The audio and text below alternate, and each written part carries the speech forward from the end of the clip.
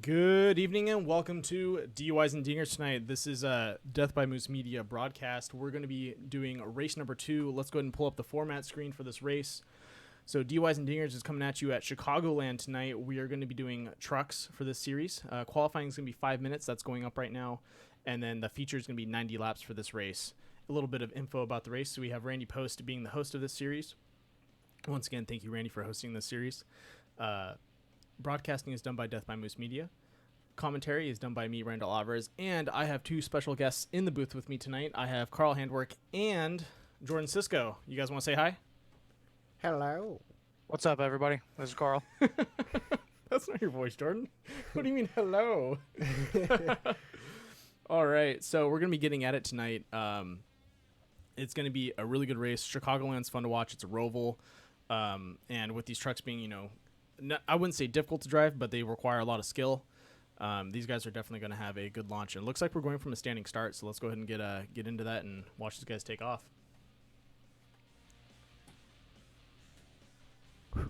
Wait, we're still on. Yeah, just to clarify, it's actually not a roval. A roval is a road course / oval. This is it's a tri-oval, but I like to consider this kind of the largest circle track in the U.S. because it's pretty much a circle all the way around. It's a tri-oval, but the only straightaways are the little straightaways going into 1 and coming out of 4. There you go. The backstretch is it's arced the entire way around.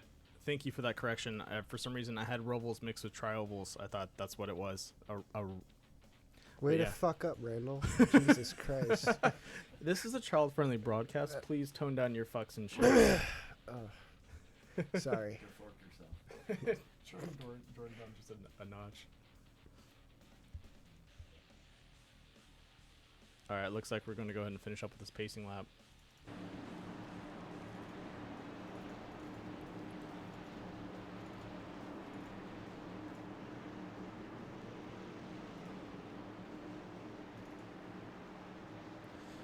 Now, once we get in a couple laps into it, I'll go ahead and run through the course so you guys can see who's out there. But it looks like we have a full set tonight. I want to say close to 18 guys, and we're going to have the green flag going. And there's the launch. Now, you have Nick Nickerson. He was racing last night with us in the ISRC. Core Racing. He's a good competitor. He's going to be tough to beat. Looks like we have Tori Schultz. Or shirts, and then we have torn shirts up there in number 2, and then Christopher Hamilton P3. I think he's been lying about not being an oval guy. He's definitely putting a lot of effort into learning how to do ovals, and he's bringing it out there and really showing what he can do right now. Yeah, I think he's kind of a closet oval guy at this point, but he's slowly coming out of the closet. He can't hide it anymore. Sorry about that. Looks like I forgot to turn on the program. Strike 2. Yeah, seriously. Kill me now, guys. You can turn that down. And that doesn't affect the broadcast. Whoa. Sorry about that little cutout. Keep clicking on the wrong stuff right now. Yeah, seriously. Gremlins. All right, so let's go ahead and get this started. We have, once again, Nick Nickerson, Torn Shirts, and Christopher Hamilton, P1, P2, P3. Looks like we have Adam P., Gregory Thompson, Casey. Oh, man. I'm still thinking Sawtech. It's Swatek. Is that correct, Carl? Something like that, either that or Sawwich. Sawwich. Like that's what it was. Sawwich. Yeah. Sorry about that, Casey. We got it right this time. That's a pretty badass. Sorry. I mean, I'm still going to blame him because it's definitely spelled like Sawtech. It definitely is spelled like Sawtech. I think he's mispronouncing it. I think that's what it is, yeah.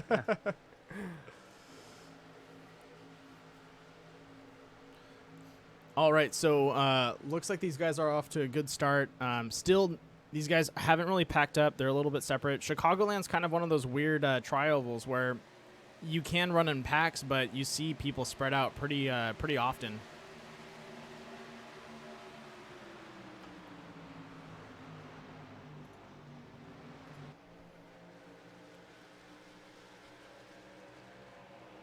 Yeah, I mean, the way these trucks are going to handle in the beginning of the run here, it's definitely going to be favoring the guys that are consistent and can kind of save their tires, because once they wear off, it does get kind of both push and loose coming off the corners. So it's really going to be coming down to the guys that can save their tires and not just wear them out early in the run.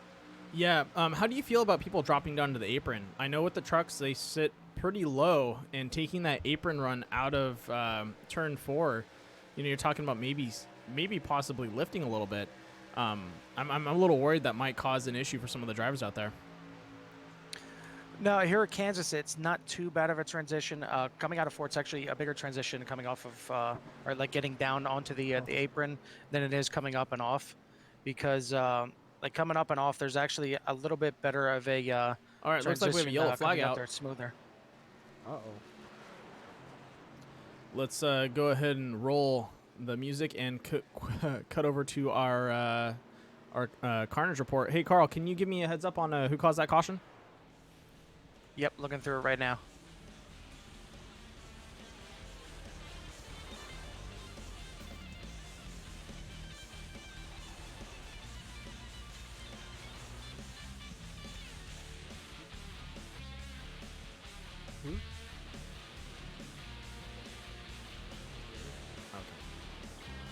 Do you hear anything? Okay. All right, just waiting a little bit of feedback from Carl there before we can find out what happened with that caution. Yeah, it looks like a mix between Kyle Ramsey and I believe it's the 99. I'm trying to figure out who that is. It looks like it's Kevin Foster. It's a little mix up between them two. Just trying to figure out who's to blame right now, but it looks like those are the two that got together and kind of caused this whole thing here. All right, let me see if I can zone in on these guys. Yep, I found it. All right, let's go ahead and go live with this real fast. And there we go. So we have Kyle Ramsey on the lower side, and then right above him, the number 99, and that's going to be Kevin Foster.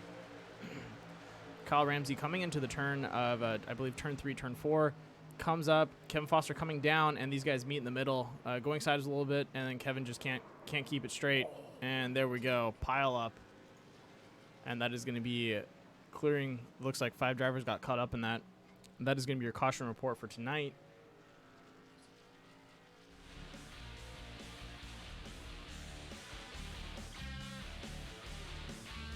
As you can see, all these guys going into pit. If I remember correctly, we do not have any fast repairs for these guys, so whatever damage they sustain, they have to get repaired in the pits. And if it's a critical issue for the car, they are out completely.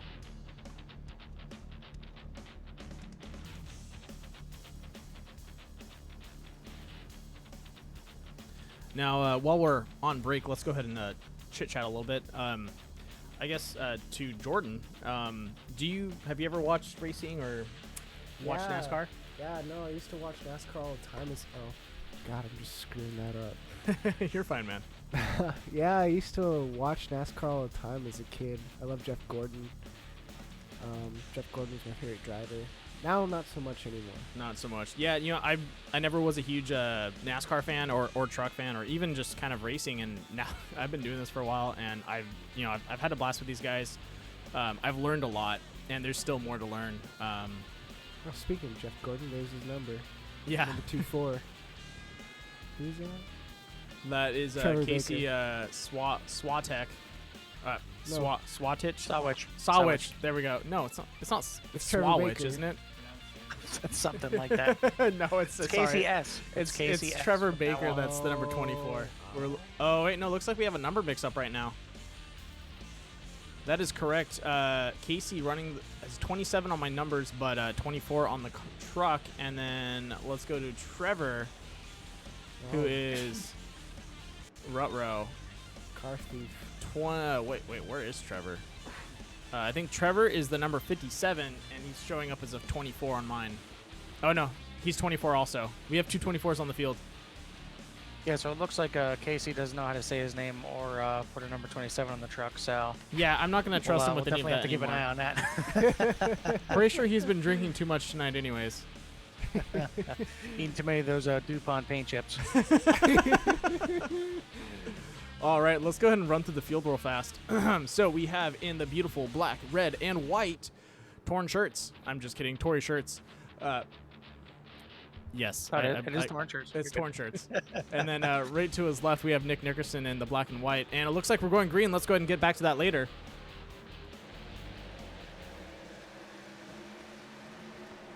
And there we go. Good clean launch from torn shirts there, getting ahead of both Nick Nickerson and Christopher Hamilton. Hamilton running the sweet anime truck style. Let's go ahead and zoom in on a little. And there we go. Hamilton and Nickerson going at it. They were going at it last night too. So I'm definitely willing to see where this plays out. Looks like behind him he has Gregory Thompson coming up. And yeah, they're dropping down the apron. You can see their trucks lifting a little bit as they come down there out of the turn. Like I said before, I'm a little worried about that, how it's going to affect these trucks in the long run. But I believe they're going to be able to, keep it together. Yeah, they're pretty stable making that transition. It's like I said, it's a little worse coming off of turn 4, like getting down onto the apron. Coming up, it seems like it's actually a smoother transition. I don't know if the banking is a little bit less there, what the case is, but that's really where you're gonna have to watch it, is coming down off that track. But really, as long as they're not touching the grass down there, I think it should be okay. Yeah, no, I'd agree with you on that. But I think when these guys get onto a low tire situation, definitely gonna see some spinning probably. Yeah, it'll definitely get loose, especially coming back up there. It'll want to kick out a little bit. And speaking of that, looks like our resident oval guy here, Chris Hamilton, got a little bit loose coming off that corner right. Yeah, he's definitely falling behind. And, in those situations where you do come loose like that, you want to just kind of stick to your line. Don't go crazy. Don't try and recover it in the sense of, recovering your speed.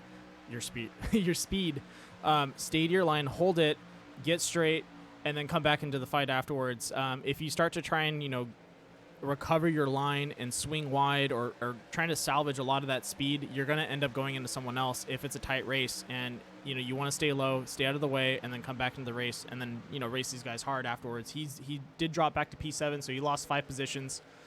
But that's easily, you can easily overcome that. These guys have a long race to go. They're 14 out of 90. We can see him work his way back up. And then behind him, we have the watermelon machine, which is going to be Zach Steele. That guy is a blast to talk to. While these guys spread out a little bit, let's go ahead and run through the track one more time. We lost it before they went green.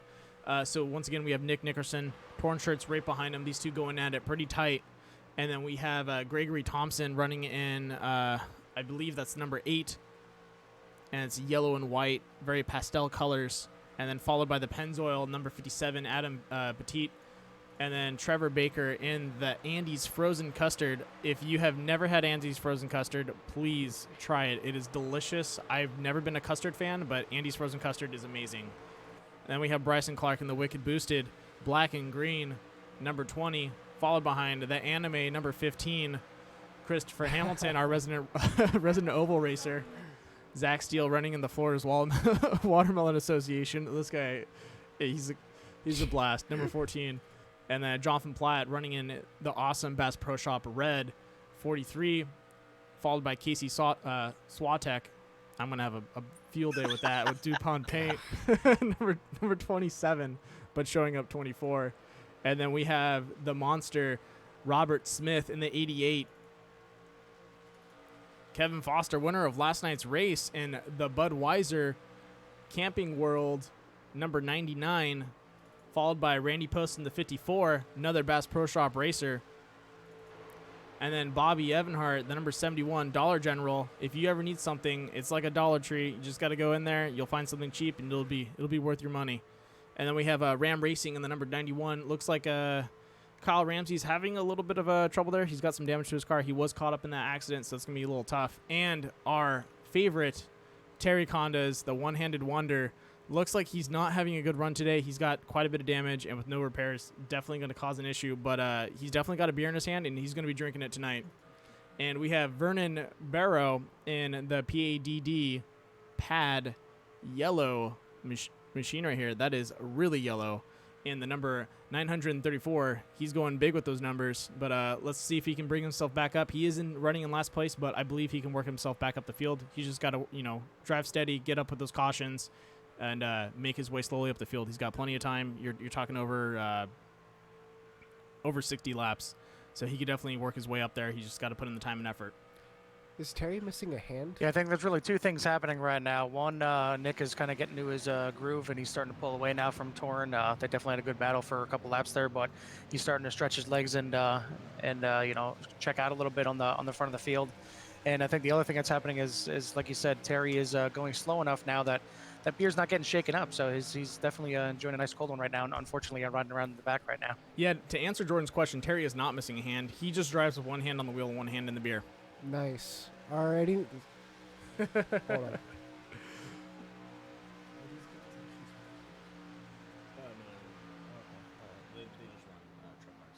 just making sure. That's fine, man.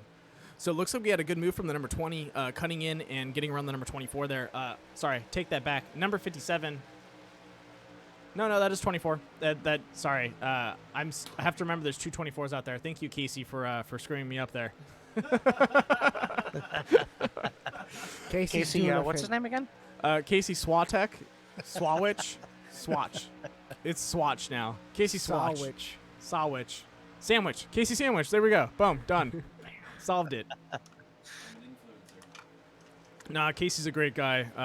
He had a good laugh, and he's always been really nice to us, so I don't mind screwing up his name, but it is Swatek, if I remember correctly. Just not good with numbers. Yeah, no, he definitely can't count right now. All right, still, we have a battle between Gregory Thompson and I want to say Adam Petit right there. Yeah, going too wide, but, with this track, you see these guys running the low and high line. Not much of a difference of what these guys can pull out right now. They're still 23 laps in on these tires, and it looks like the 57 is going to come up a little higher.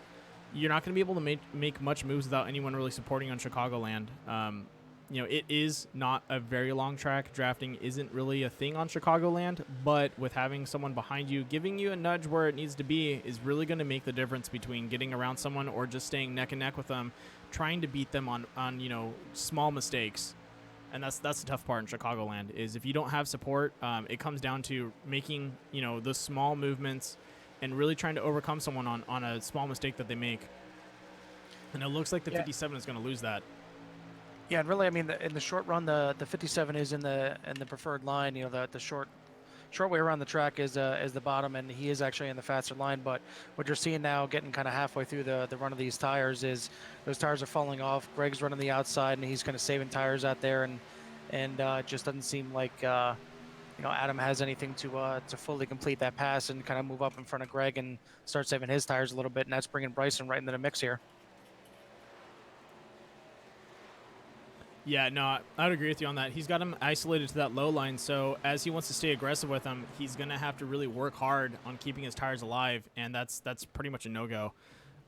You can't do much down there because you're really rubbing a lot of your tires. Yeah, and of course, after we just praise Greg, he gets into the wall a little bit there and actually lets Bryson get by both of them, so that's a good move there by Bryson. Good heads up. Yeah, way to stick with it, Bryson. And Bryson's a good driver. He's able to queue up on stuff like that. It looks like we have another wall contact from Gregory. So both these guys just kind of dancing up with that high wall. It's tough. It's one thing to be up here in the booth commentating on it, but in the driver's seat, riding the wheel, you definitely, obviously you don't feel the G's, but your truck feels the G's in game, and that's, and we have a caution out. Uh-oh. Let's go ahead and queue up the caution for that, and I missed that. Did you catch where that happened? Yeah, I did. It looked like I know Kevin was the one that got spun out. It looked like the 88 kind of overcorrected himself. Robert Smith came up and took out Kevin. All right, let's go ahead and get to the caution report real fast. And here we go. As you see, Kevin coming up. Randy Post right behind him, looking for a pass on, like you said, Robert Smith. Robert losing his back end and then just coming up and hitting Kevin. Kevin having a rough time tonight. This is the second caution he's been involved with, and I don't believe he's been the cause of it. I would say the first one is kind of a mutual caution, but this one was definitely, looks like Robert Smith was trying to keep speed with Kevin as he was approaching him and just lost his back end and kicked off. And that is going to be our carnage report for tonight. Yeah, I think the only thing that Kevin can be happy about this is he didn't really get too much damage. A little bit in the back end, but he kind of locked it up right away to make sure he didn't hit that inside wall, and should be able to get that for the most part fixed and get right back in this race. Yeah, no, I agree with you there. He should be able to get back in there. Let's talk about a little bit of the weather. So tonight's forecast is going to be an air temperature of 70 degrees. Track temperature is a 101, so watch out. Your tires are going to get hot. Wind speed is hitting a nice southwest 10 miles an hour. Humidity is 0. Fog is 0. That's right. Clear, sunny skies tonight. A little bit of clouds up there, but no fog. Air pressure is 22 HPA. I don't know what that means, but that's right. It's a nice sunny day. It's warm outside. Track's not too hot. I hope everyone's enjoying the weather tonight, and these guys definitely are enjoying the track. So please, if you need to cool off, go ahead and do that. Grab a cold one, grab some water. Make sure you stay nice and cool and hydrated tonight. But it is going to be a good day for racing for these guys, and their tires should be gripping real well.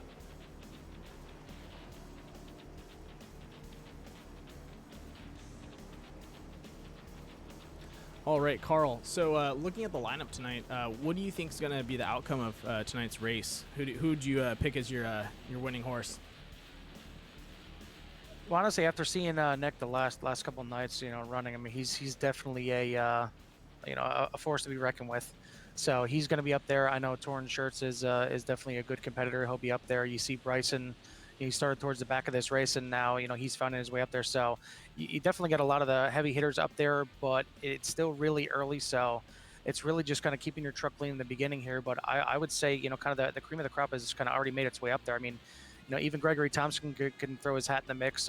Adam, I don't know too much about, but yeah, I mean, you got some good good drivers right there in the top 3, let alone in the the top 5, top 10 right now. Yeah, no, I would agree with you on that. I would definitely pick probably. I'd stick with Torn Shirts. I saw him race last time. He's very competitive out there, and I think he's going to be able to keep up with these guys. Nick, though, is, like you said, is a force to reckon with. This guy can run away with it if you give him space, and I think that's going to be Bryson and Torn's kind of responsibility to stay up with him. Don't give him the lines that he wants. Try and stay door to door with him. Slow him down so you guys can get ahead of him. And that's going to be tough, though, because if he gets a good launch, he can run away with it real easy. So these guys need to be queued up on their pedals and ready to push the gas when we go green. Well, that's the thing. Yeah, I mean, they really have to make that pass quick and easily, because you don't want to burn your tires off trying to pass him, because he's going to pass you right back. But if you wait too long, he's going to be in the groove and he's going to get that clean air, and he's just going to end up checking out again. So yeah, you really have to get in front of him quick. Don't use your tires up, and get him in that dirty air, and make him a little aero tight and use up his tires a bit, and then maybe you could be the one to hold him off. Yeah, another good strategy is to ride the high line with him, go door to door, and burn his tires. So you can take that high side, isolate him from on the low side, and just make him pretty much run hard and burn his tires, so that when it comes to that late game and someone needs to turn in for a caution, you have an extra couple laps ahead of him, and you don't need to turn in that soon. Yeah, absolutely. I mean, you've seen Gregory Thompson. He's kind of a veteran in here, and he was doing that to I forget who was running on the inside of him before, but yeah, that's exactly what you got to do. You got to keep that guy pinned down on the inside. If he wants to burn those tires off to make the pass, then so be it. Then at least you did your job, and wore him out a little bit before he actually made that pass. Yeah, and that's the thing about NASCAR and any type of trucks, Cup, Xfinity series cars. You can look at it in the sense of making moves and driving the track, but the real technical gameplay is on the long tracks, and also the tracks that have no stages broken up into them, where these guys need to really worry about their tires, maybe gamble a little bit on a caution coming out, but you're playing against the other person next to you, and you can put them in positions that it's going to cause more wear and tear on their car, and in the long run, you will have that ability to force these guys to pit sooner and lose a lap or two, or you're putting them coming up on the finishing straight, and these guys just don't have the tires to accelerate off and keep up with you, and that's how you win a race.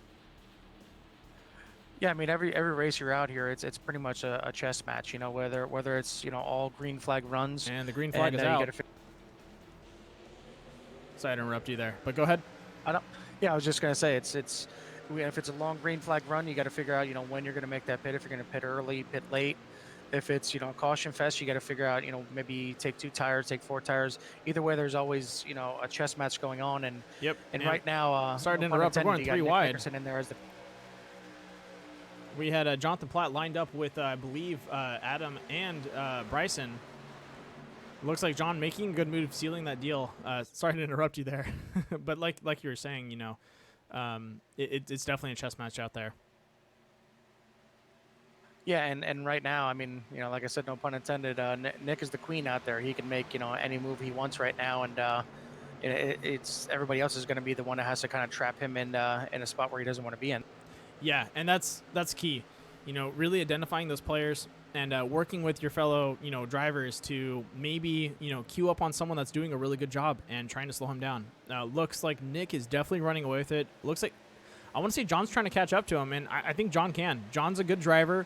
He's got speed behind him, and I think if he holds solid, he'll and makes those moves, which he just did right there, he should be able to catch up to Nick. But he's whoa, losing a little bit of grip there, coming up high now. Spoke too soon, John. Just kidding.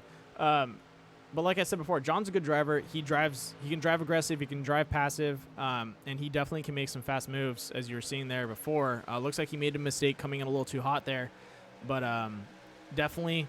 If he lines up another good run and can get past these guys, he should have a chance of catching up to Nick. I definitely believe that.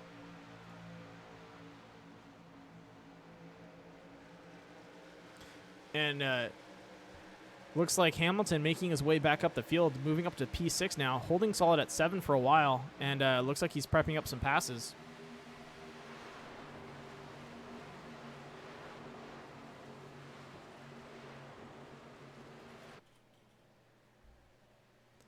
Nick still throwing out a great time gap. Wow. I'm surprised. Look at that. He's 2-second lead. He is running fast. Yeah, and that's the thing. I mean, it's Platt was definitely making the moves to try and get up there real quick, but he just barely cleared Torn when he got past him, and Torn kind of got right up behind him, got him a little loose, and between them battling right there, that's what gave Nick the time to just kind of check out. And now it's going to be tough. They're going to have to hook up together and try and make this run at him. Yeah, and like I was stating before, in the sense of you want to be battling with the number P1 position. If you're battling with him, that means he's slowing down. If you're not battling with him, he's going to run away with it like he is now. He's going on to a 2-second lead. He can probably push himself even into the 2.5 to 3-second lead if these guys keep battling up in the front. And they need to queue up on that and realize, hey, man, we're battling out right now. We're fighting over second place. Let's go fight over first place and push themselves up that track and work together and give each other a little nudge to catch up to Nick and slow that guy down.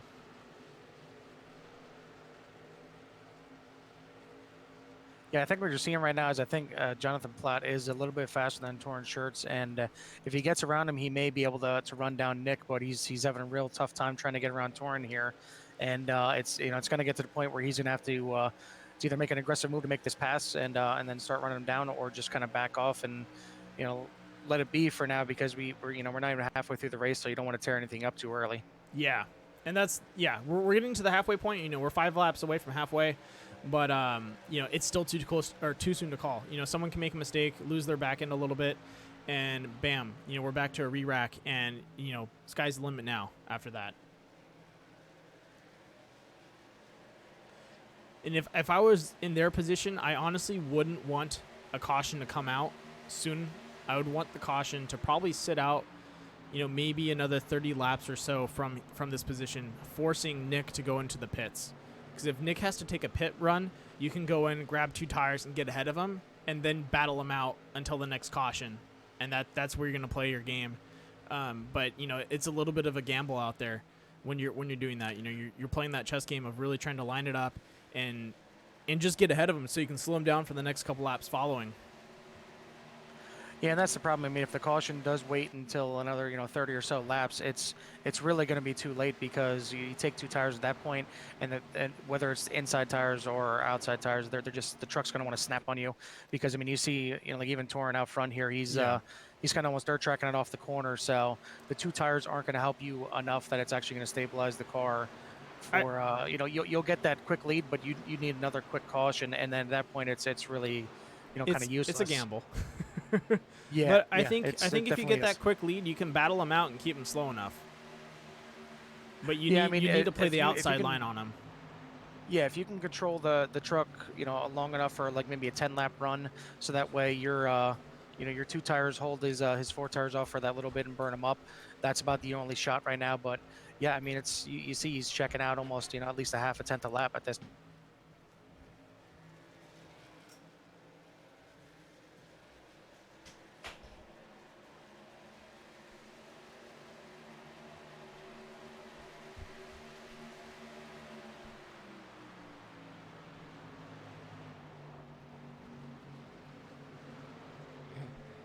Man, Nick Nickerson's still in first place. Looks like John's digging hard, and he just gets up in front of Torrin. He may have completed that pass finally, but Torrin diving right back down below him. Oh, we're neck and neck. Oh! Someone just smacked up against the wall. There's been a crash. Is that Jonathan Platt? Yeah, it looks like it. And that's caution's out. Let's go ahead and go to the caution report on that. Was Jonathan Platt in that caution? Yes, Yeah. it was. It was a mix-up between Torrin and John Platt. And we do not want to see that. All right, let's go ahead and go to the live replay of that. And there we go. Jonathan Platt up in the front, Torrin right behind him. And looks like Torrin is riding on the inside and just comes up and taps him on the inside, and that's going to be it for him. That's going to turn him sideways, let him touch that high wall, and going to cost it. That is a tough run. If I was John, I'd be a little upset about that, but it happens out there. You get a little close, someone comes up because they're trying to push it a little hard, and that's just going to do it.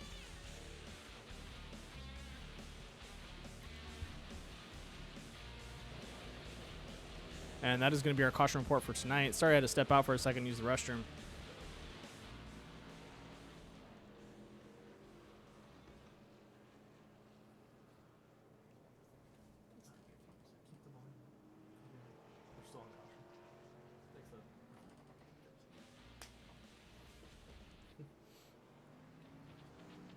So we have March 1st, I guess the Auto Club is going to be starting their new, they're going to be starting NASCAR again. Jordan, you're in the area. Would you want to go that with me and go check it out and maybe kick up a NASCAR fever again? Possibly. When is this? That's going to be March 1st is the start of the race. Oh, I may be in Texas by then. Texas, you're leaving me for that soon? Yeah, might be. I mean, that's when my lease ends, but if I'm still in the area, then yeah. All right, well, we might have to go out to Texas and watch some NASCAR out there then. Yeah. I know we have a couple guys out there that race in Texas. Shout out to Kevin Foster. We'll maybe go check it out there and hang out with you. Yeah, I'll have to get a beer belly by then, Play with my little belly button. Shirt off. Grow a nice little mullet. I don't appreciate your stereotypical ideas of NASCAR fans. Hee-hee! Carl, you want to step in and correct this guy? I tell you what. I tell you what. With God that being damn said, it, no. this is NASCAR. Out here, Chicago go fast. You didn't go fast. I'll tell you what, I will correct him when you get Casey's name right. How about that? Casey Swatek, what up? I don't think it's right. I'm going to go find that chat real fast. While we have the caution, I'm going to find that so I can correct He'll forever it. be Sawwich to me. It's Swawich. There you go. It's Swawich, isn't it? I think that's what it is, yeah. Yeah. I don't know why it's tech at the end, but yeah. Yeah, that's a weird one. I wonder where that's from, to be honest. Like, I'm really curious on the background of that. Well, perhaps after the race, we could ask him. We could ask him, but I don't know if I want to do that. He's probably listening right now, just shaking his head going, oh, Jesus. Yeah, I corrected them. They said they'd get it right, but they didn't. Yeah, we might have to call security later on. He might be. Well, either way, I mean, Casey Sandwich is running a good race here. He's yeah, in the top 10. I so really like you gotta be Sandwich a happy lot with that. better. Just And rolls off the tongue. It does. And it makes me hungry, and that's what matters. I mean, it's next best thing to drinking is eating. So They go together, this is hand in DUIs and hand. dingers. Now, I haven't had much of a dinger right now, but definitely could work myself into a DUI with the amount of alcohol that's left over. Well, between your DUI and the fact that I actually had a dinger earlier tonight as a deer ran into the backside of my car. Jesus Christ, did you eat it? No, because the little bastard ran off, or I definitely would have been having a deer and turkey for Thanksgiving. Damn, I'm jealous. But I'm sorry about that. That sucks. Hopefully that deer gets his comeuppance later, trying to attack vehicles like that. Oh yeah. It was definitely the wreck was caused on him, so Definitely deer's hit and gonna run. EOL. Yeah. got me a little loose, but yeah, I corrected it. But yeah, deer's gonna have the EOL for sure. Was he a good 200-pounder? Bigger. Full rack? No, it was a doe, and it looked a little bit smaller. So Definitely can't yeah. touch those. Bitch got it coming. What a bitch. And the green flag is out. Here we go.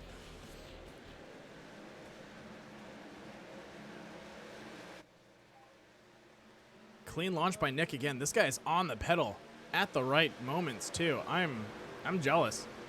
These guys have a difficult race ahead of them with Nick having such clean launches. We have Bryson and Trevor Baker going at it right now. They're going to go too wide around the corner. Nick's in sights, but I don't think they're going to be able to catch him. This guy has good runs, and he's just gaining speed. Bryson, I know, is a fast driver. I know he can catch up in the sense of he's good at matching lanes and working on his driving style, but I don't know if he's had enough time behind Nick to really catch up to him.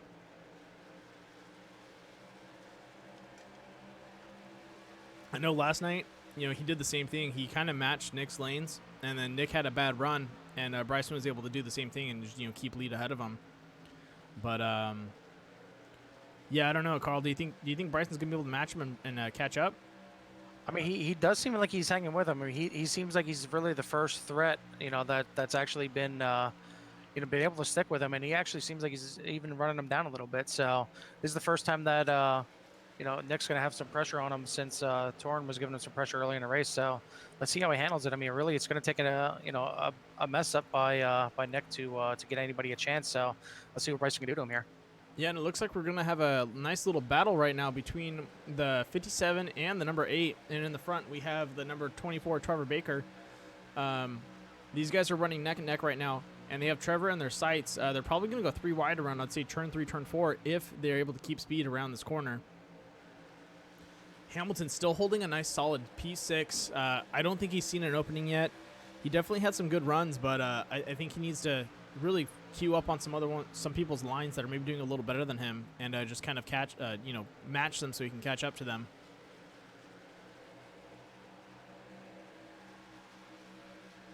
And there we go. We see a dive by the 24 and the 15. That's going to give Christopher Hamilton the speed he needs to catch up to the 57. And now these guys are going to line up. Maybe get a little bit of a draft off, but not enough to really keep the speed. Bryson closing in on Nick right there. It's like another battle that looks like it might be looming in another 5-10 laps. Is Jonathan Platt is only one truck in between him and Torn Shirt. So Yeah, see what happens when those two get back together.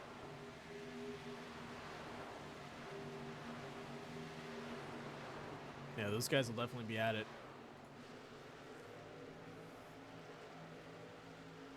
Yeah, right now he only got a sandwich in between them.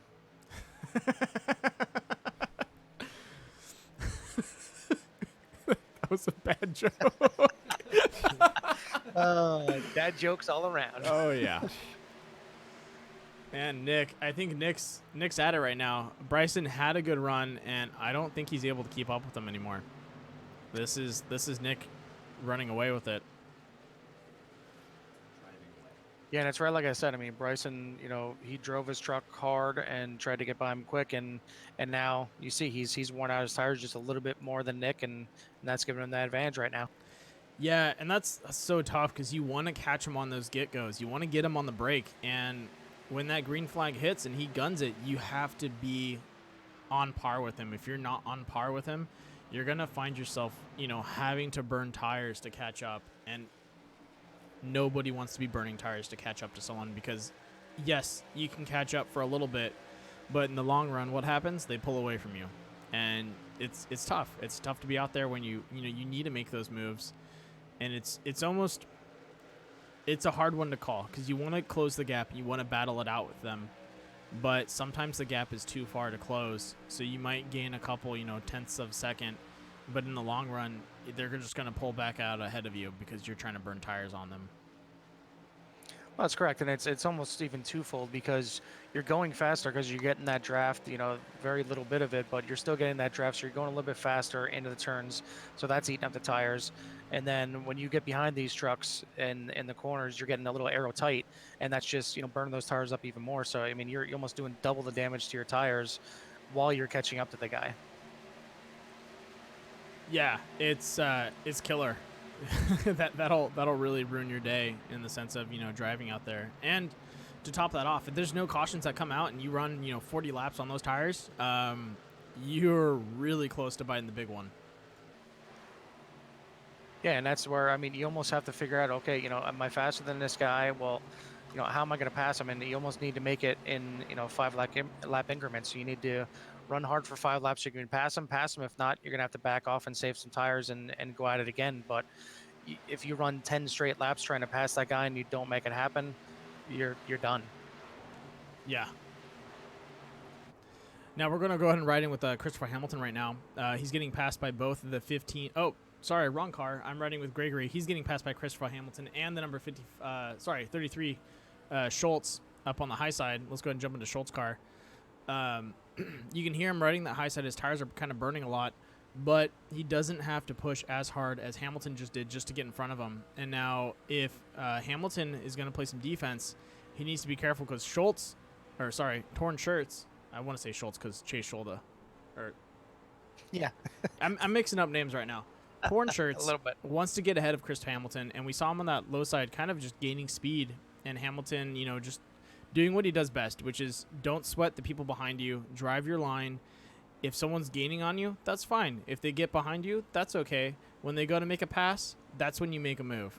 And he does a good job kind of just holding his cool the whole time. I'm really surprised because I would be in the seat. I'd be sweating if I had Torn Shirts behind me, if I had John Platt behind me. If I had anyone behind me riding me that close to the bumper, I'd be sweating because I'd be waiting for them to try and pass. And that would slow me down. And he does a good job. Oh, it looks like he lost a little bit of control there. But he does a really good job not really sweating the big things and just keeps driving the same lines. And I really have to, congratulate him on that. That's a tough thing to do. Yeah, definitely getting late in the run here. And, coming out of 2 is where you see guys really stepping out. Yeah, definitely stepping out. And looks like Torn Shirts is going to make the pass right now around Christopher Hamilton. Timing his move, and can he complete it? That's going to be the tough call. Neck and neck. He had the speed, just couldn't get in front of Hamilton. Hamilton riding that high line, not really wearing out his tires. And we saw Torn Shirts dive down deep and then come up. And you have to be careful because as you're coming up, you're losing. You're going to be coming up pretty fast. You're going to lose a little bit of control. It's going to tighten up on you, and you need to touch on those brakes just to, gain a little control back and make that turn and not come up into the person to your right. Yep, and speaking of coming up, actually, while we were talking about that right there, the 24 or third place driver actually got up into the turn 4 wall and got a little damage on the front. So he is now back to 4th. Trevor getting a little racy there and a little too much pushing and got right up in the turn 4. Yeah, it's tough out for these guys. One thing, it's one thing to race a car in the actual car seat where you feel the G-force. It's another thing to race on a sim racer. You get a lot of feedback back from the wheel, from the chair you're in, depending on what you have set up. But it still comes down to a lot of just textile feeling from the wheel. You have to make a lot of your judgments off of what you see and what you feel from the wheel. You don't get the G-force simulated to you. Some sim rigs have, they'll tilt and kind of turn sideways on you, but you still, you kind of see almost, I wouldn't say a better driver, but you see people that have natural talent really shine because they can do it all by feel and not be affected by, and not require the G-force from the car to give them, the feeling of coming around a corner and really judging where they're at. These guys can do it straight from feedback from a wheel, which is really cool. Well, I'm wondering how much G-force Torn Shirts are going to feel here in a little bit, as Jonathan Platt has definitely closed in on him and looking low, looking to make that pass again. So see how this battle shapes up again. I believe you have that incorrect. That is John. Oh, you're right, Jonathan Platt. I was thinking Christopher Hamilton. You are correct on that. And Platt making the move, and there we go. He's going to come in hot, and he's going to seal the deal. Shorts on the high side. Looks like he's wiggled his wheel right there. And Platt makes a clean move. Torn Shirts followed up by the number 8. Number 8 seeing that opening, keeping Shirts on the high side, and getting close to him. Shirts hitting the high wall and then coming back down. That is rough. When you have people lining up for a second pass on you, you might as well just hold the same line, because if you come back down, you're going to meet them up, as we almost saw there. And you can see Torn Shirts kind of just coming up to the high side and just trying to stay out of the way and hitting the wall. But I think that loss of speed is probably, I'd say, a little more than just vehicle damage. Maybe he made a mistake coming into one of the turns and he just, had to slow down for one of those recoveries. He actually did. When Platt was underneath him in turn 3 the first time he came at him, looked like Torn just got in the wall just a little bit, and that's what gave Platt a really good run off the corner and allowed him to make that pass going through turn 1. And then I think he didn't realize that that Thompson was right there to kind of jump on him going into turn 3 that second time, and I think he just kind of missed his entry and just kind of pushed right up the track into the turn 4 wall, or actually turn 3 wall. Yeah. But solid moves by Platt there, doing a good job recovering his position. Same thing with Hamilton. I hate to get off the Hamilton train, but he's making some solid moves. This kid's learning a lot. He's in P4 now. Let's go ahead and go to Bryson Clark, who's been running solid, but Nick is running away with it. We're 68 laps in. You're talking 20 away from the checkered flag, or sorry, 22 away from the checkered flag, coming up to 21. And there we go. We have a turn and a roll. Oh my gosh. You have it there. It looks like, whoa, shoot. A little close for Nick. You got to be careful driving around the slower guys. Let's go ahead and roll that back to a replay and get a little closer on that. That is an intense one, and he definitely be feeling that tomorrow morning. This is why, kids, we always drive with full head, neck, and fire suit protection. Even in sim racers, you're going to feel that.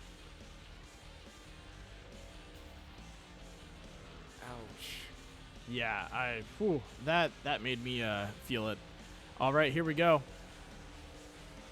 Nick coming up on the 91. The 91 is going to be Kyle Ramsey. Kyle riding that high line. Nick diving down low on him, looking for that pass, and then he just comes up. And boom, you're done. You get rolled. Check out, son. That is going to hurt. Hopefully he's able to get back in the race, but I think he's got too much damage to recover on that one. And that is going to be our caution report for tonight. Let's go ahead and go back to the live.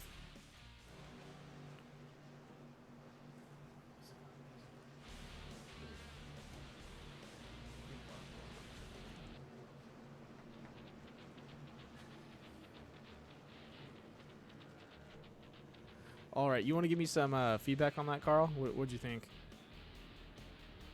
Really, what it was, I think, it's a shame for Nick, because I think he definitely had maybe not the race in the bag, but he definitely had a really good shot at winning tonight, and just a mental mistake, thinking that either he was clear or thinking that the 91 would check up a little bit and let him kind of run his own line. And you really need to pay attention at all times, especially as a leader, and you need to make sure you're clear before you make that move. And really, it was completely on Nick. I mean, The 91 held his line. Yeah, he could have checked up a little bit since he is a lap truck, but he really didn't do anything wrong. He gave Nick the bottom line. He let him try and run in there, and Nick just drifted up off the corner. Yeah, and that comes down to judging the spotters telling you, hey, you're clear, or hey, you have someone on your right. And then also when you pass someone, you have to judge the speed that you're passing someone, because if you're passing them at a slow rate and then you hear an all clear, I would second guess that all clear, because most likely they're still on your back end quarter panel and they're going to clip your rear end if you come up on them. Just because they have, it can change and split. If you fly past them, yeah, come up on them. If you're passing them pretty slowly, most likely they're going to gain a little bit of speed and they're going to be right back right next to you, and your rear end's going to be out and you're going to be done. So it's one of those really tough call situations for a driver, and I wouldn't blame Nick for coming up. He thought he had a good run, most likely, and I'd probably make the same move. I'd hear the all clear and then I'd start coming up again. And that's just it's a tough one out there, especially if you don't have someone spotting for you. And that's something that I've always been really kind of trying to push is having a spotter in there with you. It's really important to have someone, even if it's a friend that doesn't race or that doesn't race as often. Just having someone give you feedback to let you know, hey man, you're clear. It's night and day. It'll take an average driver and put him up into a really good position when you're doing tight racing, because now he can make the proper moves and he can really judge the situation for what it is, and not listening to a computer tell him you're clear and not be. Well, and that's the thing. I mean, with iRacing here, you have the obvious computer error where the spotter will say that you're clear and you may not be 100% clear, but then you also have the the glitch factor where you could be actually clear but you get net coded and taken out, and that's the extra factor that you need to absolutely 100% make sure you're clear, especially if you're the leader. He had a 2-second lead. I mean, there's no reason for him to be running that hard around the lap car.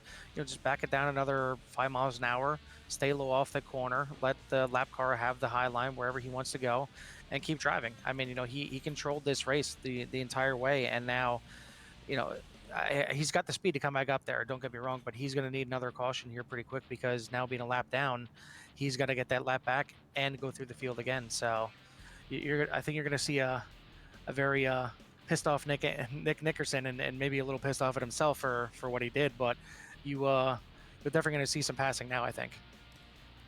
Yeah, and to tack on to that, yeah, you don't need to be driving that hard when you're that far ahead. It's tough though. If you're in his situation and you're that far ahead, sometimes you just want to keep going. You want to keep pushing it. You want to see how good you can do. And in those situations of being in a first, it looks like we're gonna go for green. I'll talk about that once after we get off this launch.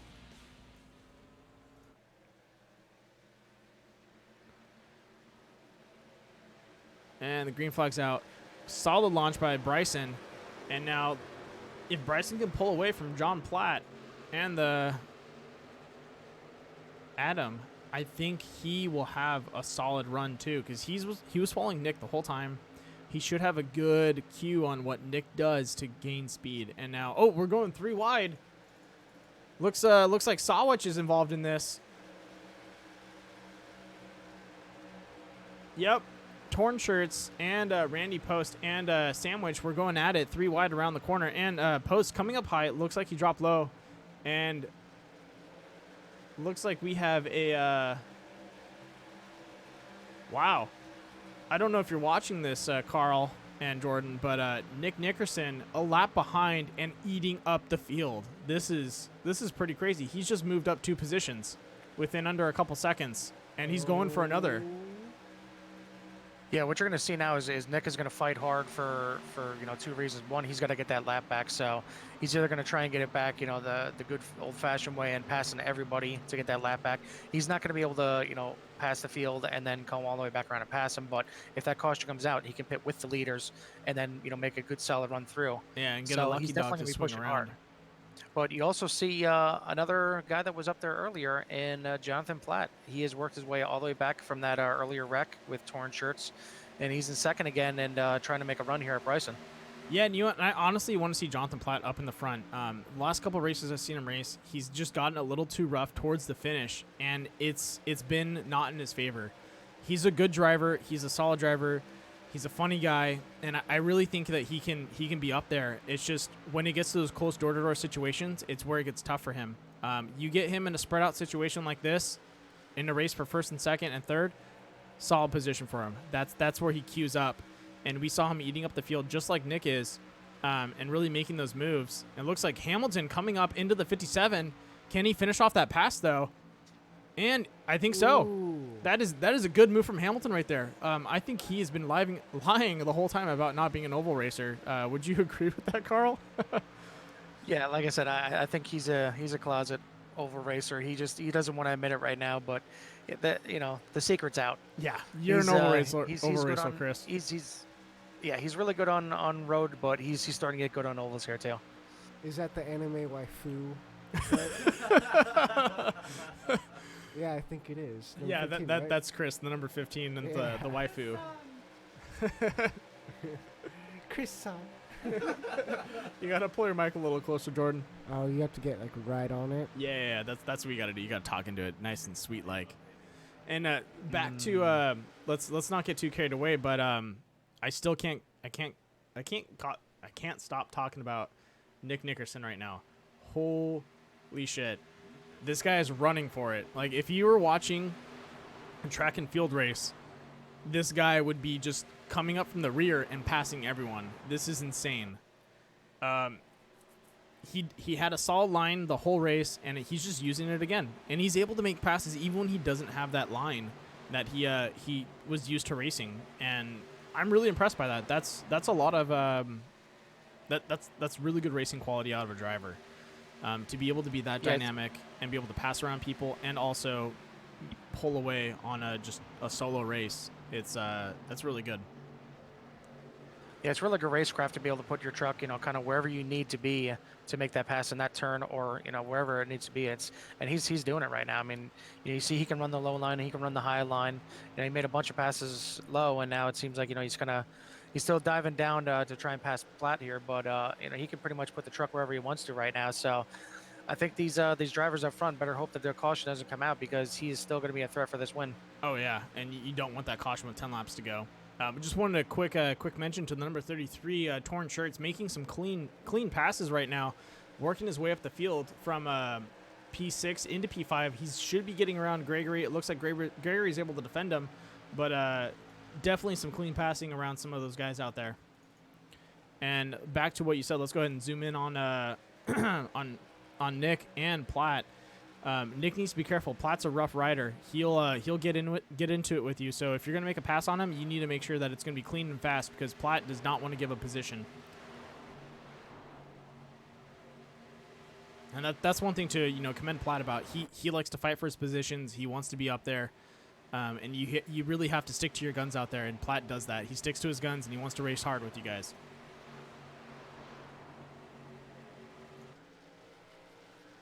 And Nick looking for an opening but not able to get past Platt. And that's, like I was talking, is Platt will give you a run for your money. If it comes door to door, my money's on Platt. He'll push and shove, and he'll make his way up there. Yeah, and really what he's doing right now is kind of what we were talking about earlier. He's making Nick waste his tires. And Nick is trying and scrapping and trying to find any way around him, and it's not happening. In the meantime, he's just burning those tires up. Yeah, and we got 8 laps to go. So there's no time for a pit unless the caution comes out, and even then, it's going to be a tough one to call. And that's going to give Hamilton what he needs to really burn up there and catch up, and that's going to put Nick in a bad spot. Hamilton looking for that pass, pushing Nick up high. Nick making a good call, staying up high on these guys. Say, hey man, don't worry about it. Make that pass. I was about to say this is what Platt needs to to check out here to.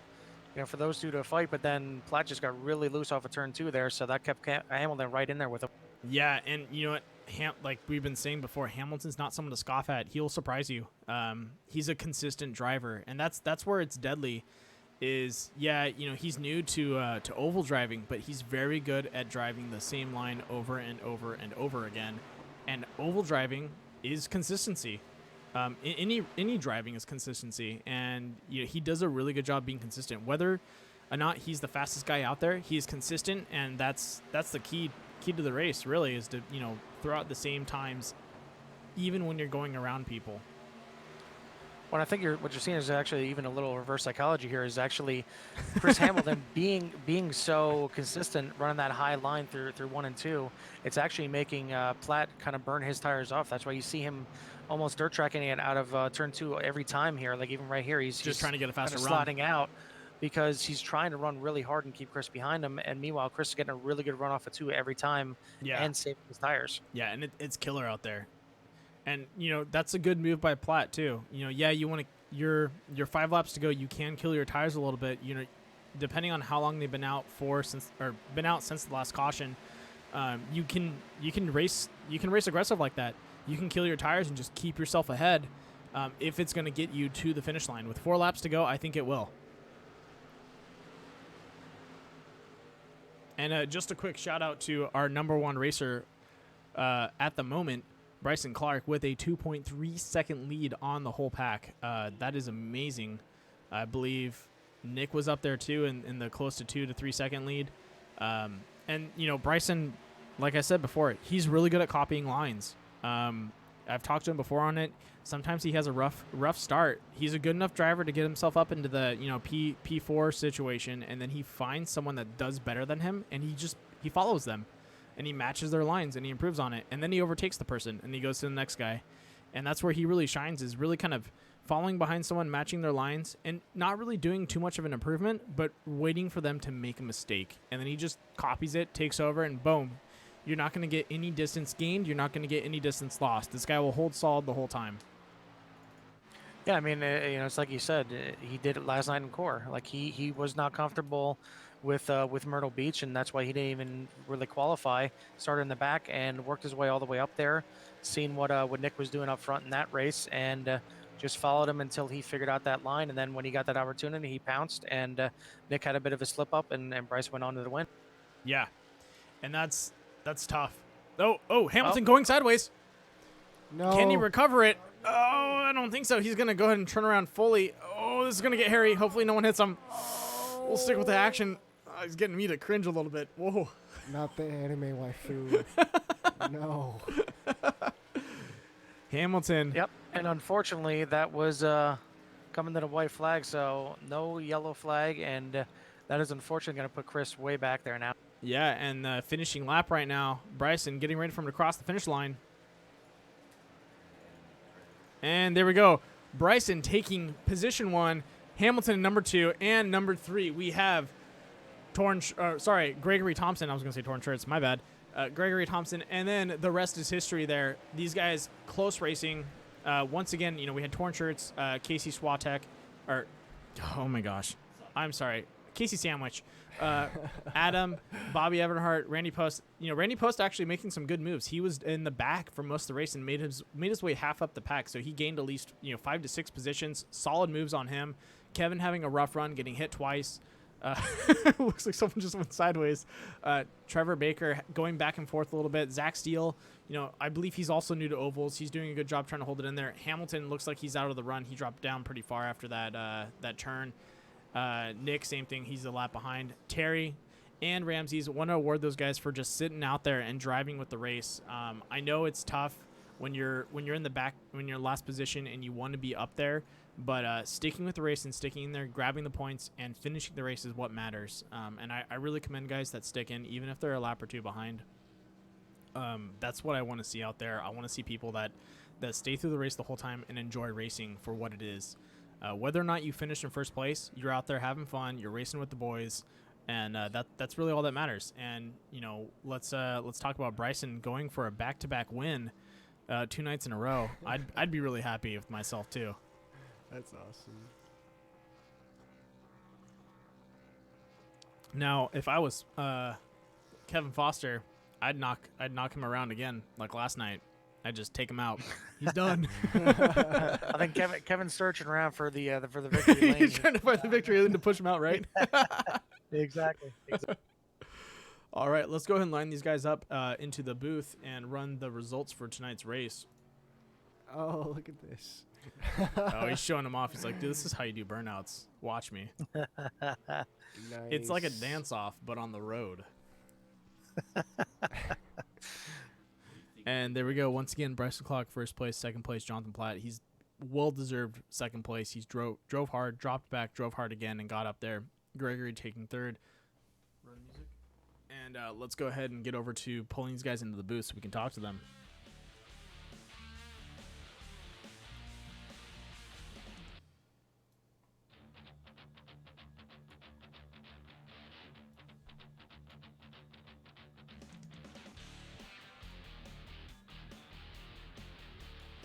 Hey, Greg, this is Booth. You copy? I got a copy. Alrighty then. Hey, man, solid position 3 win. You were fighting the whole time. I saw you coming up from P7 to P5 and working your way up the field and then really doing some great defense against both Torn Shirts and Casey Sandwich. Some solid driving from you. How'd you feel about tonight's race, and what do you think you got away from it?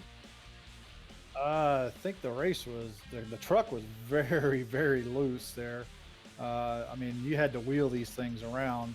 I did catch the wall barely one time, but yeah, racing those guys, that was fun actually. I mean, that's what actually made it fun. And then finishing P3, I wasn't expecting that, but I'll take it.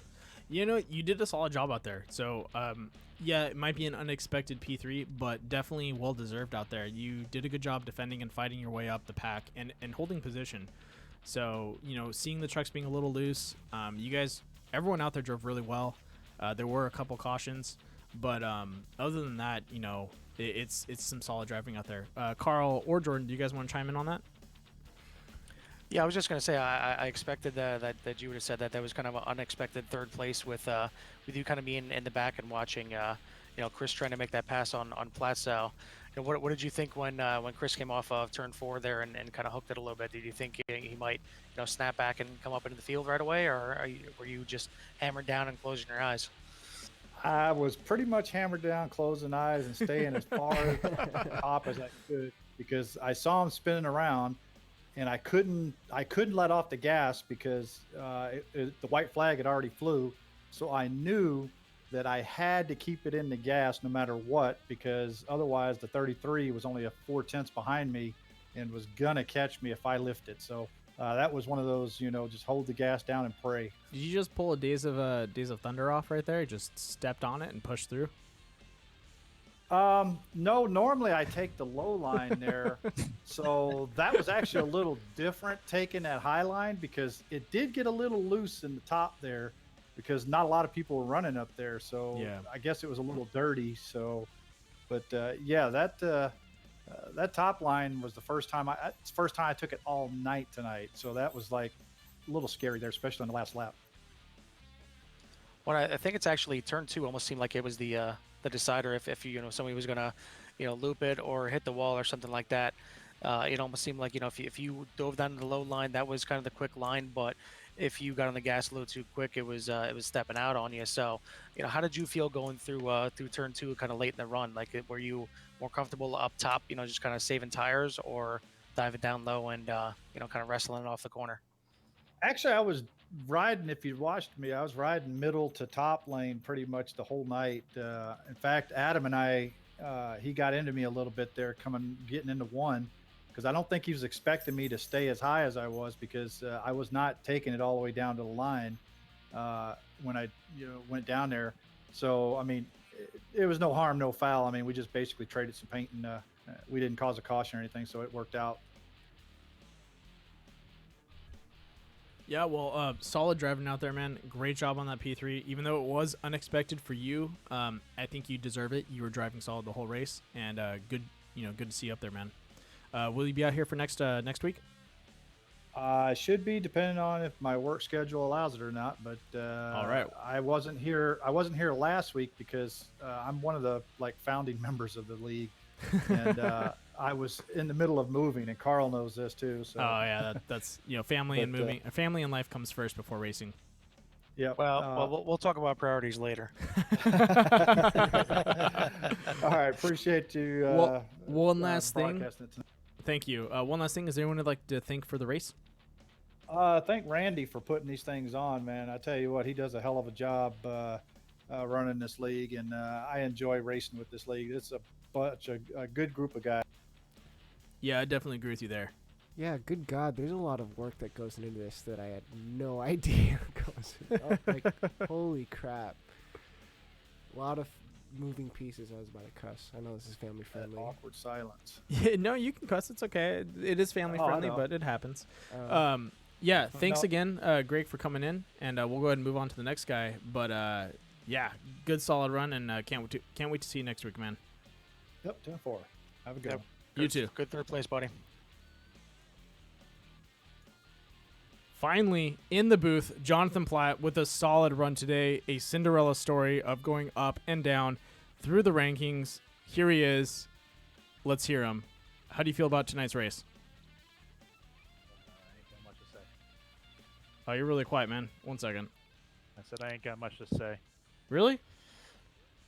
Yeah. Yeah, come on. You earned the booth tonight. Dude, you so earned it tonight. feel You free you to- worked hard yeah, out feel there. free to let it out.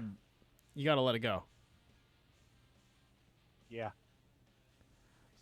I don't know, man. It sucks. Yeah, it sucks you got knocked back, but a P2 finish is great, and you worked your way up the whole field. You pretty much did what Nick Nickerson did, but you were able to get up there. 3 times. Yeah, no, I was watching. That was insane. Yeah, you were definitely like a yo-yo pretty much the entire race. I mean, you started in the back, made your way to the front, got taken out to the back to the front.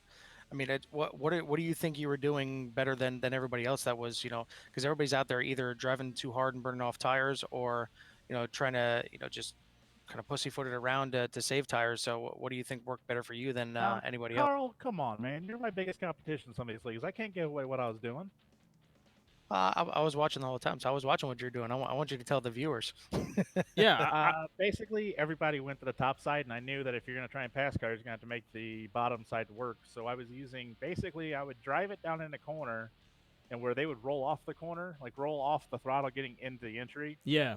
Outside work, I was basically driving it just a little bit farther than they were, and I was using the brakes to kind of keep it on the bottom Mm-hmm. and just barely rolling in the throttle up off, and I was absolutely killing them on the bottom. Yeah, no, it was insane watching you cut through those guys.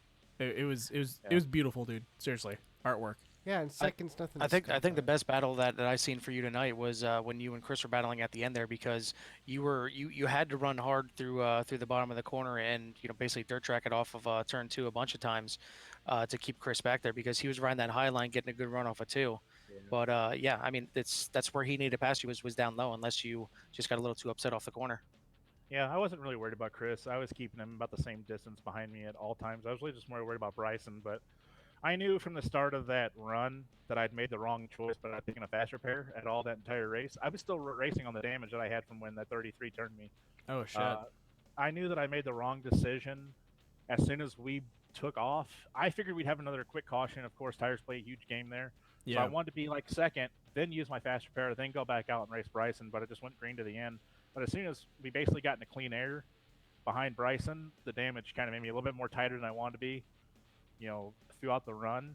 But that's why Bryson took off at first, and I was able to reel in Bryson a little bit at the end of the run because I was just better basically driving the car up off the corner a little bit sideways than he was. I ran him back down about a half a second, but I mean, it is what it is. I just don't understand how, and this is not me crying.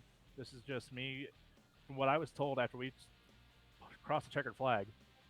And I want your guys' honest opinion. Was I in front of the 33? Did I clear the 33? Yeah, both times you got loose by him. You were clear of him. That second time he tried to dive down low, and he actually almost made it stick when he turned you. He barely kind of came up into you. I mean, if there was another foot, you both would have held your lines, and he would actually you both would have been able to go through the corner. But from what I saw, no harm, no foul between you. It was definitely the 33 making some bad moves on you. I just didn't understand why we were racing so hard because I was clearly faster than he was. I just wanted to go up there and race with Nick. I wanted to see if I could run down Nick at all. Well, I knew he was going to have the truck to beat. But then after the race, I just understand why I was told that I never cleared him. That's why he was... No, John, you have to understand. Sometimes, when you're out there racing, some guys don't want to give up position, so they're going to race you hard back. And it's tough out there. Even when you hear that clear, you know, some guys are going to want to come down a little bit and try and gain that speed to catch back up to you, and that's what's just going to happen. No, that's fine. But I think that before that we had a hell of a battle going. Oh, hell yeah. I just didn't understand why he tried turning me the one time down into 1 and 2, got me all crossed up, and then he flat out wrecked me down in 3 and 4. So whatever. I went to the back, qualified second, so I can't bitch about that. You know, I think last week I qualified in the pole, qualified second here. Probably could have won the race last week if we wouldn't have had that crash at the end. Probably could have won this race if I wouldn't have been crashed. So, I mean, I really can't bitch about it. I mean, we're having a great season so far, and it's good to see that, you know, we at least have a lot of trucks on the track again. And moving forward, I just, you know, when you start racing new people, you got to learn how to race them. And oh yeah, you're starting to learn how you got to race some people. So that's it. Yeah, and you definitely have the speed to be up there, you know, week in, week out. You know, that's obvious. So we'll definitely see you up in the front, I'm sure, in the upcoming weeks here. Yeah, I don't know. This one just stung because I practiced that bottom so many times. Just kept practicing that bottom throughout practice, and when I'd get on the longer runs with some people, if, you know, I seen somebody was up there in a long run, I try to go out beside them. Like, you know, Greg's always going to be on a long run. He always tries to figure out fuel. So I was like, okay, I'm going to go see what they're doing. Well, they all started migrating to the top. Everybody was. And I was like, okay, I'm going to make this bottom work as hard as I can. Get Bryson up here. Yeah, Bryson will be up and real soon. Once again, thank you again for popping in. Dude, amazing run for P2. Keep pushing, buddy. You got this. Yeah, P2 is just the first loser, man. No. I think people have it backwards. But hey, dude, I believe if you push harder, or not push harder, I think if you have a good run next week, you'll definitely be up there in you know, the 1 through 3 again. You're a solid driver. I think you guys just need to nail down Nickerson right now. He's definitely the one that's the black horse, and you guys need to really cue up on what he's doing, because this guy's able to run away with it. I wasn't really worried about Nickerson because I was watching my relative compared to him throughout the run. Your times are pretty similar. Yeah, I was basically keeping him about the same unless I got into lap traffic, or I shouldn't say lap traffic. If I got into traffic, I was able to keep up with him. But as soon as I would, if I got into traffic at all, he would just pull on me because I had to check up so much. But I think that I had similar speed than he did, and it sucks that what happened to happen. That sucks that happened to him with wrecking. You know, so far out in the lead, but he got aggressive and he wanted to make those moves, and that's what happens when you try to make moves around people that are maybe slower than you. Yeah, I mean, sometimes you win races, sometimes you wreck cars. It is what it is. Damn straight. Well, once again, thank you for coming in, and great slot driving, and I can't wait to see you next week, man. Yep, good run out there, dude. Thank you. All right, we have our champion for tonight, Bryson Clark, coming with a a back-to-back win from Core, then to DUIs. How do you feel about that? It was pretty good. I came from the back again, so I got lucky there. Luckily, something happened to Nick once again, so or else he was going to run away with it. But yeah, got up to a big lead. I knew as soon as I got out there, kind of take it easy the last, 5 laps of that run. So that's all I was kind of hoping for at that point.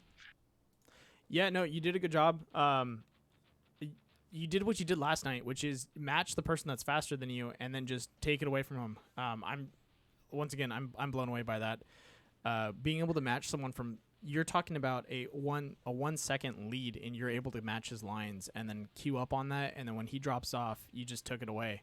It's pretty crazy. Yeah, he was quick in the first part, so I was trying to figure out where he was going, so I kind of got that down. And then kind of later on in the run, he'd pull away middle of the run. Towards the end of the run, I could kind of reel him in again. Out of 3 and 4, he was probably, I think, every lap just about 2/10 quicker than me for a little bit. Yeah. Yeah, it almost seemed on that last run that you seemed like the first person that got up there right by Nick and could actually hang with him and actually run him down a little bit early on in the run. And I was kind of hoping to see maybe a late restart to see what you guys can do aside of each other, because I think you definitely had the short run speed, and then he kind of checked out, like you said, in the middle, and then was almost kind of even towards the end. So to see you guys kind of right up aside of each other, I think that would have been a good race in the end there. So, but either way, I mean, you did what you had to do. You avoided the carnage out there, and you brought it home. Once again, back to back. Yeah, kind of surprised by that one, but it works out. Hey guys, sounds like a replay to us. I got to step out real fast and take a call, but go ahead and continue the conversation. Yeah, I mean, yeah, just pretty much a repeat of last night. It's you were in the right place, right time, and you had enough speed to kind of hold everybody back. I mean, there was definitely some guys out there that could have challenged you. You know, obviously, Platt was up there. He could have, probably done something if he had the time. And you had a lot of decent guys get wrecked out in the beginning of the race too. So it's just, yeah, like I said, avoiding the carnage and being up there, and you did it now back to back nights. Yeah, luckily it sounded like Platt had some damage, so I think that kind of slowed him down. He was quick at the beginning of the race, so I'm sure he would have been right there with me. He figured out something in the long run that I couldn't figure out. The thing was stupid tight going in, stupid loose for me going out, so I was just trying to manage it. Yeah, he definitely he still had a little bit of damage from that earlier wreck that he didn't get completely fixed. He didn't use fast repair, but yeah, so he would have been up there with you. But yeah, I mean either way, you got up there, you checked out, and what was kind of your key getting out of two? It seemed like a lot of people were getting really loose coming out of two. I was getting loose, just kind of got to roll into it. There was a couple times I even caught myself on that last run where, kind of stabbing up the throttle a little bit too much and, kick out a little bit. Just trying to figure out how to manage that. The high side seemed like it was kind of easier to roll it through. As soon as you go down low, that's when you try to kick out as soon as you're trying to get back on the gas. So the high side was a little bit slower, but if you could do the bottom the way like Platt was earlier, like it's 10 times faster. So luckily I was just kind of able to manage that. And like I said, I got out to that lead and I was like, all right, I'm just going to kind of take it easy, make sure I don't spin this thing and do something stupid. Yeah, and honestly, that's what it seemed like. A lot of the caution was is people just trying to overdrive it and maybe sometimes definitely be stupid. We obviously had a couple cautions that probably could have been avoided, but yeah, it's a lot of hard racing, and Chicagoland is what it is. I mean, it's it can be a three lane kind of track, and it's wherever you feel comfortable is where you're going to be fast. I mean, Platt obviously was really good down low, and I know Greg was up there. He was kind of running the middle line, and you said you were running the high line. So yeah, it's you can be running the slowest of the three, but if you're comfortable and you can keep that car straight, that's really all you need to do. Yeah, luckily the the last lap cartage was after I passed the line too. So I didn't. I was really happy to not see another restart. I didn't want that to happen. I didn't want Platt to be right next to me and have another go at it because I'm sure he would have got his damage fixed, and that would have been something better. Yeah, I definitely think so. And actually, as soon as as soon as Chris got a little loose there, I threw the caution, and I was wondering why the caution wasn't coming out, and then I realized, oh, he already took the white flag. So yeah, you definitely got lucky on that, and you want to maybe throw a little thank you out to Chris for wrecking late. Yes. Well, I mean, yeah. Thank you for that, Chris, if you're listening still. So thank you for not crashing before I crashed. So Bryson, how slippery was it out there today? Two was slippery, especially at a 2. 4 wasn't bad. 2 was not fun trying to get out. Yeah, it looked like I sucked off 2. Oh, I wasn't even trying. That last little stint right there, I wasn't even trying to. I had a 2.5 second lead. I'm like, all right, I'm just gonna cruise now. Yeah, one thing I was going to tell you guys earlier was, it's just a, when you get in on racetracks like this, it's just who's going to make the least amount of mistakes is going to win a race. And unfortunately for me, Bryson's one that made less mistakes. Yeah, luckily, I don't think I really got into anyone. I mean, I was behind it and in front of it, luckily. So I believe at one point in this race, Carl Bryson was like, "Yep, I'm just going to grab popcorn and watch this battle between the 43 and 33." You see how that turned out? That's I wasn't even watching my lines. I was just watching you guys. This is gonna be fun. Well, once again, solid driving from you guys. Sorry I had to step out there. Wow. Can't wait for next week. Whew. That's some great driving out there. Sorry, I just made a quick little sprint. Well, let's go ahead and close out tonight's broadcast. Once again, thank you, Bryson, for taking P1. Is there anyone that you'd like to thank for the race, or did you already do that? Sorry. Not yet, no. Wickedly Boosted for sponsoring the truck, and then you guys for the broadcast. Once again, I didn't know Carl was in there, but so Carl, I'm sure it was great. So good to hear from you too. You and Goosebumps, I'm sure had a good time up there. So. Oh, definitely. All right. I think we were probably catching our breath probably as much as you guys watching the race, because there was definitely a lot of good battling out. Yeah, you guys had me hold my breath a couple times. It was pretty intense. Can I give one big shout out? Yeah, go ahead. I would have to thank GTR Simulators for sponsoring me. Without them, I really probably couldn't do much of this. Man, they helped me out so much. So, and again, thank you guys too. Thank Randy for putting this stuff on, and Bryson, you need to thank the 33 for wrecking me because I was going up there to take that thing from him. I need to thank him. I need to thank Chris, and then I need to thank Nick for making his own mistakes. I wouldn't be up here without you guys. You guys are my support crew. Thank you. Well, it is Thanksgiving coming up, so plenty of thanks to go around, apparently. And if I bereave, send you guys a turkey leg. if I believe correctly, Carl is thankful all the times. Yeah. Thanks, Sorry, Dick. little inside joke from recording. Once again, thank you guys for coming out. I can't wait for next week. It's gonna be a blast. Hopefully, John, you can get back up there and you can give Bryson a run for his money and Nick a run for their money. I want to see you guys dueling it out there. It's great to see you guys battling it out, and you guys do a great job out in the front. So I hope you guys keep it up, and let's keep it going for next week. Yeah, just look for the 43 to turn 20 next week. Oh yeah, that's right, Bryson. Watch your rear-quarter panel. You're gonna get hit. That's only in practice, John. Oh, you're right. Thank you guys. I'm gonna head out. You got it. Later, Thanks, buddy. guys, and I hope everyone has a good night. Night, guess. night, dudes.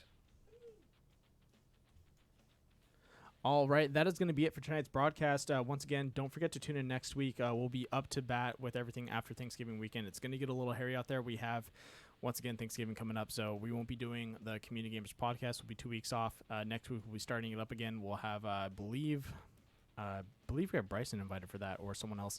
I got to go through my chats again, but we will have Community Gamers podcast. We'll have DUIs and Dingers on Mondays. We will have the back-to-back on Sunday. You're talking about ISRC and Core Racing, so it's going to be intense. Let's keep it going. We'll have December 5th starting with the High Octane series, so we'll be bringing more action at you as much as possible throughout the week. Hopefully we can get to a point where we have almost every day of the week covered for you guys, so you guys will have constant racing with good racers out there, solid driving, and just great laps out there. So once again, thank you for tuning in, and I hope you guys have a great evening and a happy Thanksgiving, and we'll see you guys next week.